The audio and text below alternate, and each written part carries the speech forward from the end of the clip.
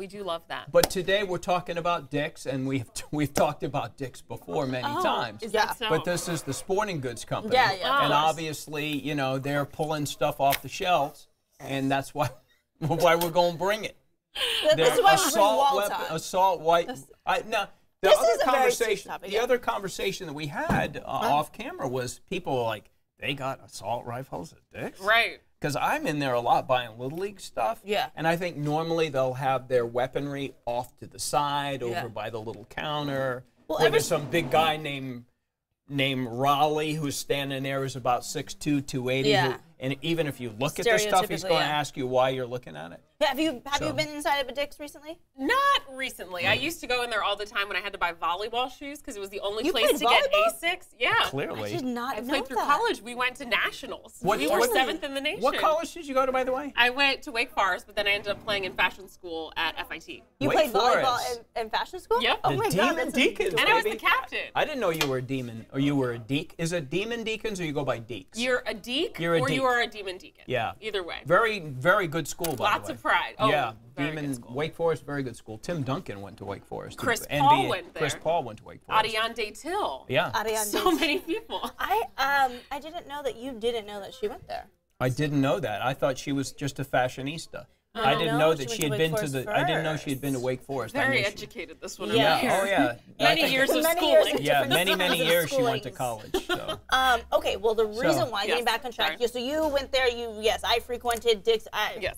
I'm trying to think, even before it was Dick's, I know back at home it was something else. Forget what it We was used to go called. to Sports Authority, but then we Sports Authority's transitioned to gone. Dick's. Yeah, that's Was They that went the out one? of business. No, we went to Chick's. Didn't know And Chicks. Chick's became Dick's. Stop it. No, I am not kidding. You're In taking this to. Rancho, not You're taking us real. places No. that we didn't think we were No, going to no. go today.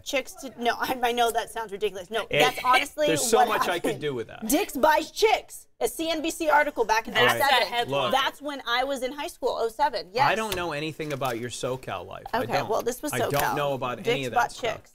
Chicks, I played softball growing up. This is why I went. I Anyways, can't. my whole reason in getting in on this is because Dick's Sporting Goods is responding to what happened down in Florida 2 weeks ago to the day. Yeah. So on Valentine's Day, we know 17 lives were lost because a gunman at 19 years old went in with an assault rifle and killed people. And so the gun debate the gun law debate has been at its Everyone's been on talking about fire it the all past over 2 social weeks. media. Now Dick's has come out with a statement this morning, and they spoke to GMA. So we at Dick's Sporting Goods are deeply disturbed and saddened by the tragic events in Parkland. Our thoughts and prayers are with all of the victims and their loved ones, but thoughts and prayers are not enough. We have tremendous respect and admiration for the students organizing and making their voices heard regarding gun violence in schools and elsewhere in our country. We have heard you. The nation has heard you. So they go on to say what it is that they're no longer going to do. And we will no longer sell assault-style rifles, also referred to as modern sporting rifles. But here's the thing. They had already removed these assault-style rifles from all of the Dick's stores after Sandy Hook had happened. But they will now remove them from sale at all 35 of the Field and Stream stores, which is... That's their specific hunting store. So that's where they would have all the heavier artillery, not artillery, but guns that they would use for hunting. Okay, so now across the board, They're Dick's is out. pulling them. Also, it says we will no longer sell firearms to anyone under the age of 21 years old. We will no longer sell high-capacity magazines, and we never have and never will sell bump stocks that allow semi-automatic weapons to fire more rapidly. You know what's interesting, though? We had the CEO on ABC News, and he had a compelling argument for why we need more legislation or just action, really, at the Congress level. And I think we have a soundbite that producer Christy can play for us. It's a good one. So yeah, no chance you're going to reverse this? Never. Are you ready for the backlash? We are, and we know that this isn't going to make everyone happy. But when we take a look at what those kids and the parents and the heroes in the school, what they did, and our view was if the kids can be brave enough to organize like this, we can be brave enough to take these out of here. You want Congress to act as well. We do, and we hope that they'll act and pull something together. You know, we don't want to see the partisan politics where one side espouses their position, another side espouses their position, and they actually never do anything. We hope that Congress will come together And this is a complex issue. It's not just about guns. It's about mental health reform. It's around background checks.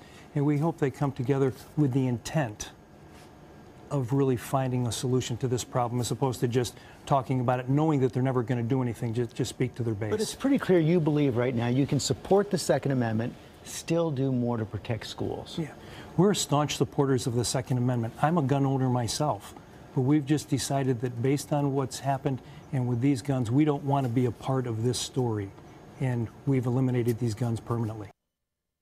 Wow, pretty powerful stuff. What do you think the NRA is saying this morning? Do we know if they've responded?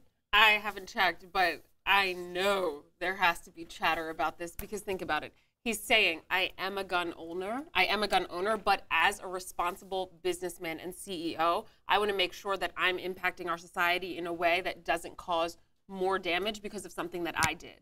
And Dick's actually sold to the gunman in Florida a gun, not the one that he used in the shooting, but he did own a gun from Dick's. And he said, you know what? It was just choice that day. He could have chosen to use that gun. Thankfully, he did not, but he felt a responsibility in himself to stop that from happening again. It's just because right after the shooting in Florida, the adoptive parents came out and they were somewhat surprised about what Nicholas Cruz did. They were shocked. He had a gun. Yet he had guns. He was mentally unstable. He had threatened before. I'm sort of questioning that. Whoa, we didn't see this coming. I mean, this kid was a boiling pot of hot water for quite a while. You know, is this the FBI bandwagon situation that you're talking about? Are you jumping on the idea that the FBI really dropped the ball here? I think a lot of people dropped the ball. I think a lot of people, maybe the school expelled him, but obviously local law enforcement were aware of him. And I think, you know, visited the home, tried to track him down. They couldn't, apparently. Yeah. I mean, people have rights. I mean, you just can't, unless he did something, you can't just arrest him, you know. Yeah. I mean, threats are threats, but I think he was checked out. But how do you feel about this and the fact that Dick's is stepping up to the NRA?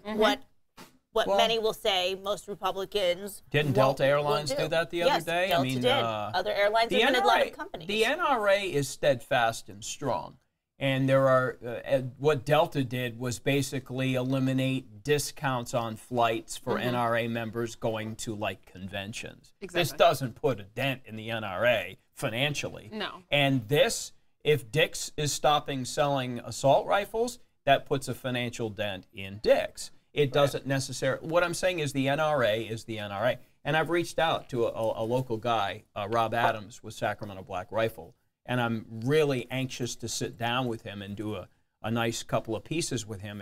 You know, explain it. This is your time. Tell us how you feel. Where are you willing to move on some of this stuff? Where can you bend, not bend? You know, but again, to me, if Sandy Hook didn't change the narrative, with all those little kids in elementary school all over the place murdered, I mean, I don't know what more you can do, but it seems the accumulations of mass shootings, and it's like, all right, people right now after Parkland, Florida, are basically saying that's it.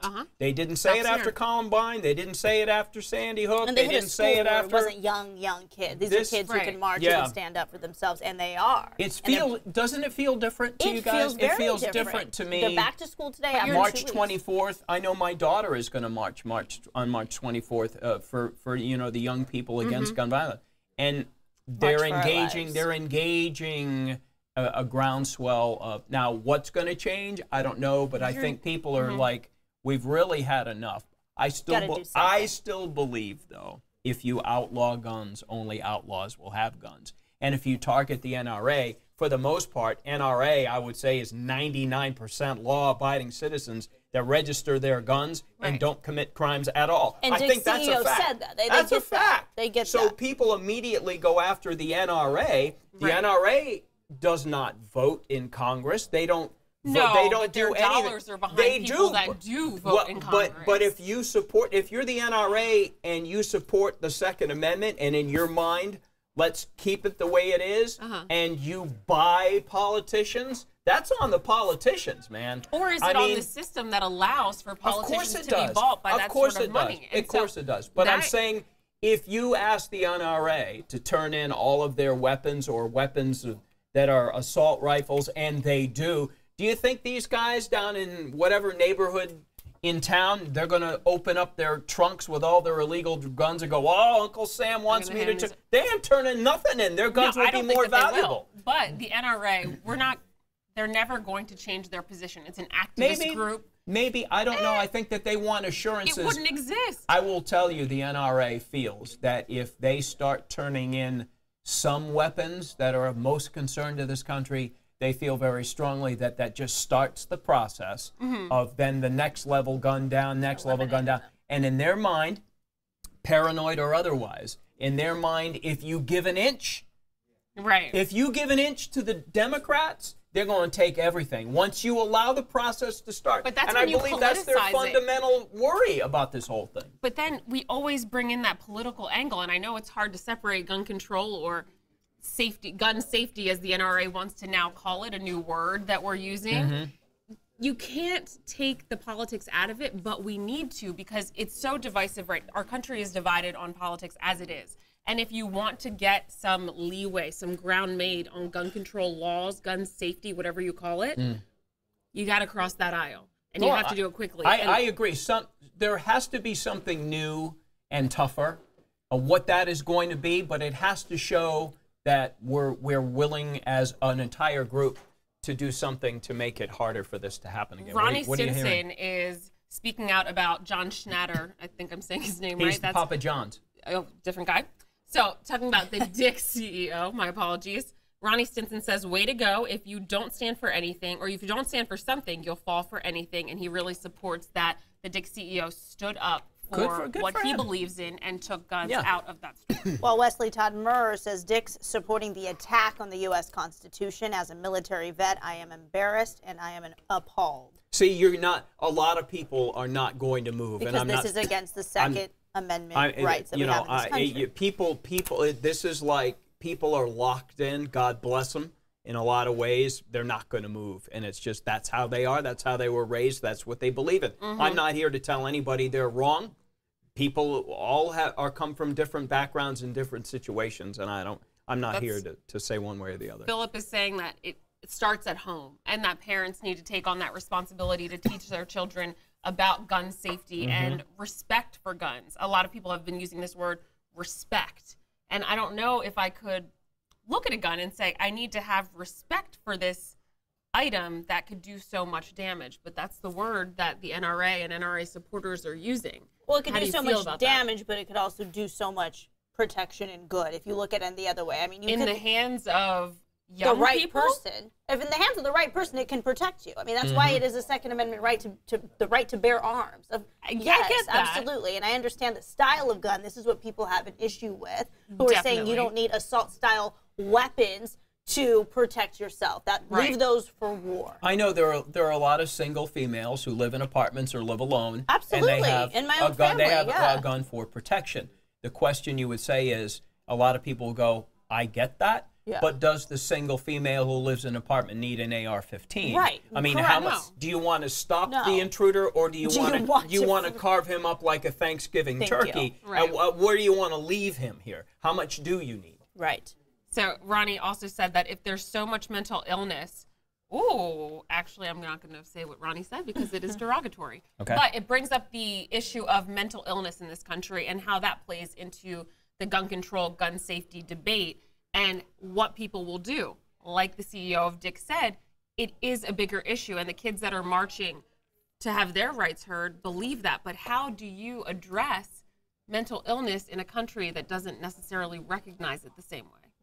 Kimberly Morgan said this, and she said, my husband used to be a huge gun enthusiast. When we lived in Utah, he bought an AR-15, but had to sell it when we moved back to California. Right. He was mad at the time. Now he's like, what the heck did I want that for? I'm not in the military anymore. I don't need to shoot a lot of rounds, but he can be on the fence about this. I will tell you, I have a very, very good friend who owns a gun store in rural North Carolina. I probably go there once a year. He opens up his safe, and if a small country invades his town, he got it can taken defend care that. of. He's got everything. Rocket launcher, grenade launcher, every type of fully automatic. Legally. Yeah, he plays it by the book. He's a gun store owner. Right. And when we're there, he'll say, hey, anybody want to shoot this? And we'll go out into the deep woods. You're shooting at targets or whatever. Those are the sportsman collectors that have those type of weapons where you go, this guy knows what he's doing. He keeps it in a safe that would make B of A proud. Right. And he's the extremely good at. My brother owns a gun store in Rhode Island.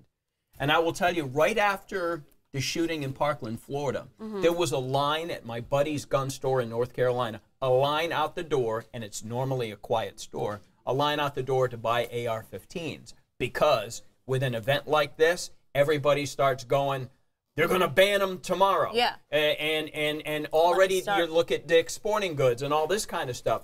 So these types of shootings do spur mass sales. My brother's store in Rhode Island had nothing because it's a very democratic town, and believe me, people do not take kindly to the fact that he has a gun store in that town. But in rural North Carolina, man, there was a line out the door to buy that stuff.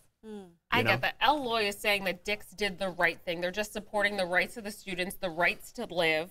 Assault weapons are not a necessity. They are for some people. When Rob was on the show a week or so ago, he was saying that there are towns where his wife is from where those guns are a necessity every day to protect their livestock, to protect themselves from other livestock that could potentially hurt them. Yeah, So I said understand geographically speaking. Montana, check the box. Yeah, I get it. That's where and in North Carolina, check the box for the sportsmen who want to, go out and play with your toys.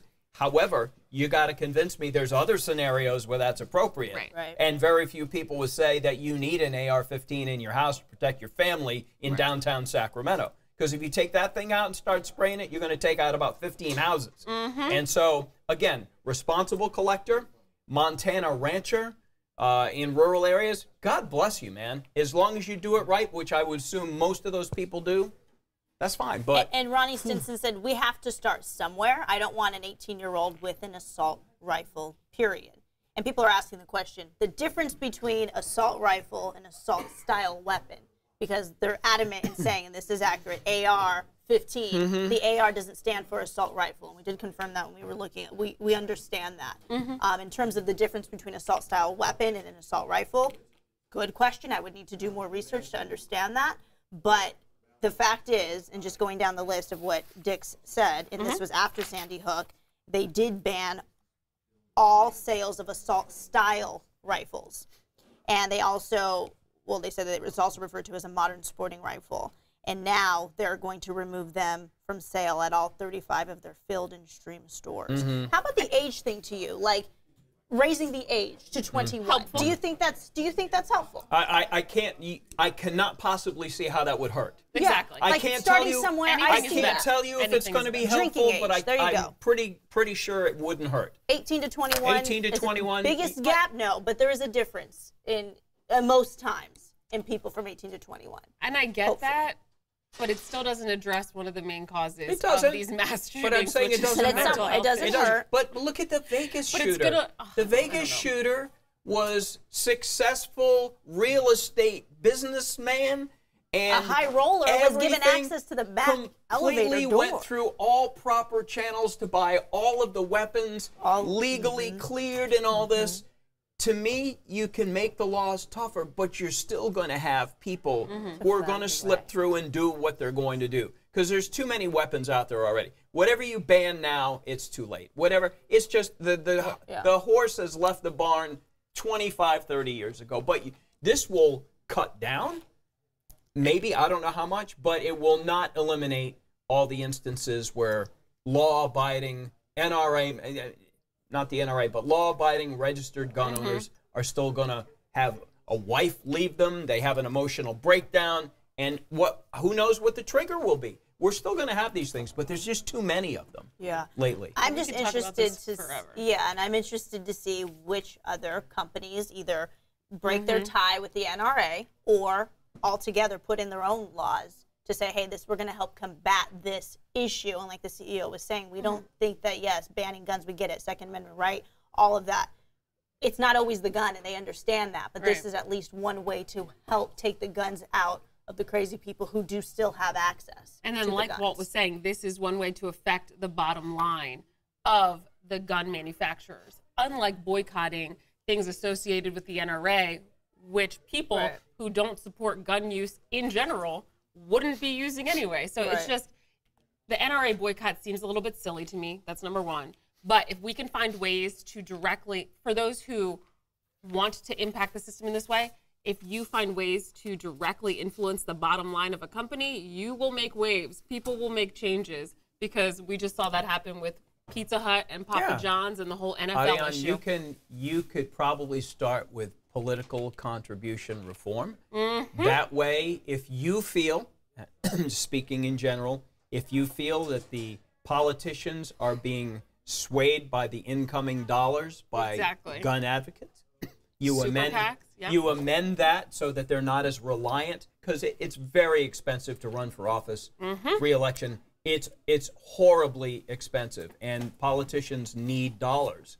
And if you have political contribution reform, then those dollars won't be so necessary, and maybe people would vote not with their, the NRA does not vote in Congress. They don't vote. They, as Ariane said, They they influence the vote. Yes. But if you're upset about what's banned and what's not banned, that's voted on in Washington. That's not, NRA doesn't have their convention vote and say, no, we're keeping all of our stuff or we're giving it up. They don't do that. But then you look at the way that President Trump speaks about gun control and spoke after the shooting in Florida. Not once did that man use the word gun control, safety. If we don't think that he is impacted, like we've been talking about, by the NRA and influenced in such a way that it does not promote a government that allows for a change in our country to happen as a result of what happened in Florida, I mean, we're kidding ourselves. He seemed to We're kidding ourselves. He seemed to be bending a little bit to asking for some Well, he reform. did when he had that open He forum, did. but now he wants to put the guns in the hands I of wish the Rob teacher. were here for He- this one, because he says that it was he- all of a hoax. It's a hoax. He had a chance to sit down with some victims, and I think he heard their stories, and I He think asked who and I thinks that- think he feels something needs to be done, and I think he's expressed that, and he got a lot of pushback from people who've elected him, who are like, you said you're going to completely back us up here. So he's facing some pushback on that, and I think that if real gun advocates would sit down and do a face-to-face with some of these people, maybe they would soften their stance a little bit. Maybe they wouldn't. But I think that that's what the president was coming from. He had a chance to actually sit We down have with some seen of these those victims, videos. and I think that that affected him. We have seen those videos of people who are avid Second Amendment rights supporters who have lots of guns and who have decided to take their guns apart. We've seen those videos. We put correct. them on the Morning Blend. Everyone trying to do their part on how Exactly. they feel and how this, when it involves Sandy Hook, when it involves small children, in this situation, when it involved high schoolers who are now speaking out, how it affects them. And for the CEO, he's a human being at the end of the day. Yes, he's a business owner, but it really seemed as though in this interview he was really shook by everything that happened and felt like he has some sort of control to help stop this potentially happening in the future. So Any again, little like you bit. said, we could have this conversation all day long. day.